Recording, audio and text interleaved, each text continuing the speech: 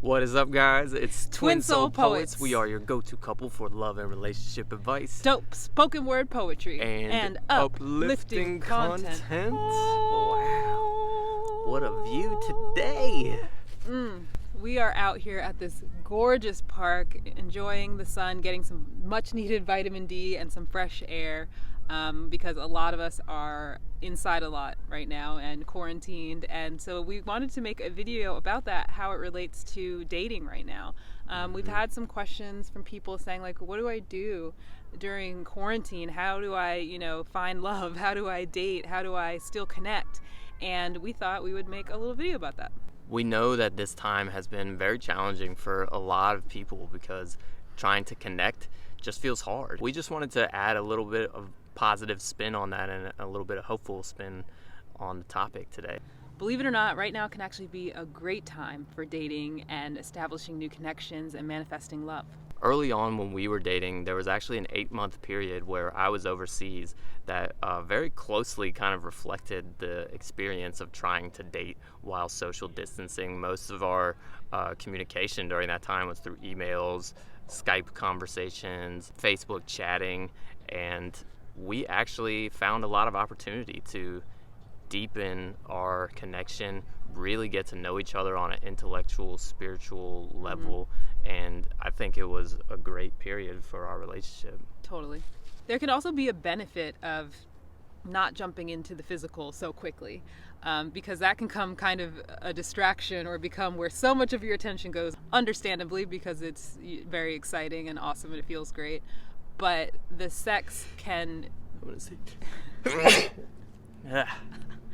Excuse me. But the sex can become a distraction to the deeper connections and the deeper kind of learning that happens early on in a relationship. So while it can feel a little frustrating to not be able to interact with someone physically at all or as much as you normally would, that time of getting to really know someone, to really connect, to share your deepest self, to share yourself authentically, can make the time when you do come together and do have sex and do have that physical interaction that much better. Yeah, for sure. You've built a groundwork that's more sustainable. And I think that, like, building a relationship strictly on the physical chemistry can become dangerous over time, because then you get to a certain point where you realize there's no substance.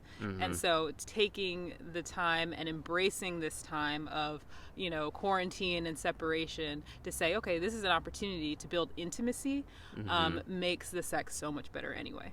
And build friendship, at our core, like we're each other's best friends, and while we were separated and just only talking online, we would Skype together for like 6 hours at times, like pretty and regularly. It felt like nothing, right? Like pretty regularly we would talk for that long, and and it always felt so easy. And I think that if you can find that kind of friendship first, where it's always good conversation, and you just have so many things in common and so many interesting things to talk about, that's such a fertile ground for a wonderful relationship to be built off of. It is. And we had met first, and we were in physical contact in all ways when we first met, but that was only for about 1.5 to 2 months, and then that's when that 8 months happened. So the vast majority of our early relationship was long distance,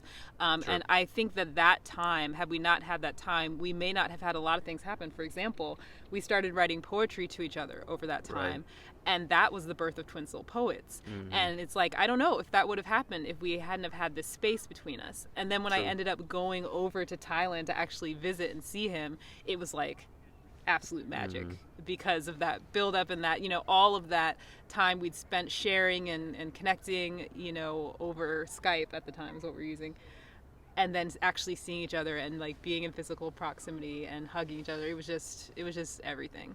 Here are a few things that you can do to take advantage of this time during social distancing and quarantine to keep your dating life alive and exciting.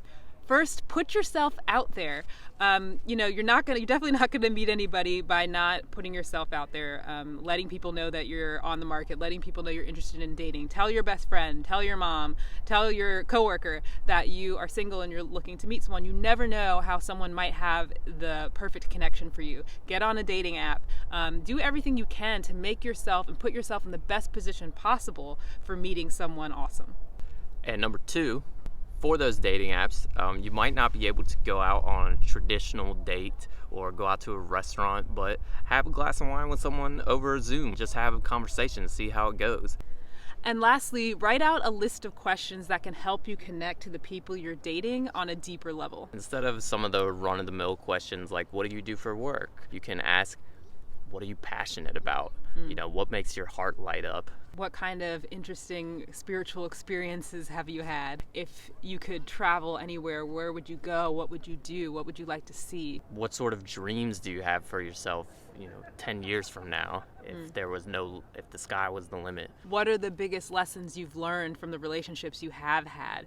What were the great things about the people that you've been with? There can be a tendency to start talking about all the horrible people that came before. And let me just tell you as a side note, that's not a great way to reel somebody in. Yeah, maybe don't bring up exes and this. Well, I think we had those kind of conversations though in our Skype conversations. I think that transparency and that openness is one of the things that led to us connecting deeply. Don't be afraid to ask challenging questions. One of the things I admired about the way that we connected was that we weren't afraid to go there. We talked about it all, and I think as long as you can do so with integrity and also keeping a state of positive expectation and not just dwelling in the crappy stuff, but saying this is how it served me, this is what I learned. Don't be afraid to let yourself shine, to let all of yourself show up to the date. And when you do finally get to connect, I think you'll feel so connected and so excited to be able to get to the next phase of being in physical contact with each other.